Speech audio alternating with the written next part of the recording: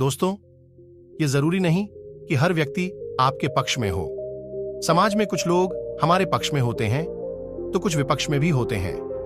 हमसे मतभेद रखने वाले लोग दूसरों के सामने हमारी बुराई करते हैं और वे हमारी परेशानियां बढ़ाते रहते हैं। ऐसी स्थिति में हमें निंदाओं से विचलित हुए बिना अपना काम करते रहना चाहिए। दोस्तों, आज की कहानी भी कुछ इसी तरह की है। प्राचीन काल में एक संत दूसरे गांव जाने के क्रम में अपने एक शिष्य के साथ एक गांव में कुछ दिनों को लिए रुके। गांव के लोग संत के पास अपनी समस्याएं लेकर पहुंचने लगे। संत बहुत विद्वान थे। वे अपनी बुद्धि से सभी परेशानियों को दूर करने रास्ता बता देते थे। कुछ ही दिनों में संत की प्रसिद्धि पूरे क्षेत्र में फैल गई। संत रोज प्रवचन भी देते थे।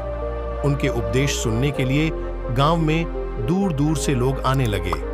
संत की बढ़ती प्रसिद्धि को देखकर गांव के एक पुजारी को जलन होने लगी। वह सोचने लगा कि इस तरह तो उसके भक्त भी संत के पास पहुंचने लगेंगे। पुजारी जलन की वजह से संत को शत्रु मानने लगा था। पुजारी ने संत की छवि खराब करना शुरू कर दिया।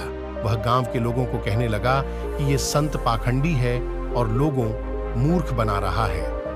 पुजारी के कुछ साथी भी इस काम में उसका साथ दे रहे थे। एक दिन संत के शिष्य ने गांव में अपने गुरु की बुराई सुनी तो वह क्रोधित हो गया। शिष्य तुरंत ही गुरु पास पहुंचा और गांव में हो रही बुराई के बारे में बताया। संत ने शिष्य की बातें सुनी और कहा कि हमें इन बातों पर ध्यान नहीं देना चाहिए। अगर हम उस पंडित से वाद विवाद करेंगे तो भी ये बातें चलती रहेंगी। जिस तरह हाथी पर कुत्ते भौंकते हैं लेकिन हाथी अपनी मस्त चाल में चलते रहता है, ठीक उसी तरह हमें भी ऐसी बुराइयों पर ध्यान नहीं देना चाहिए और अपने काम में मन लगाना चाहिए।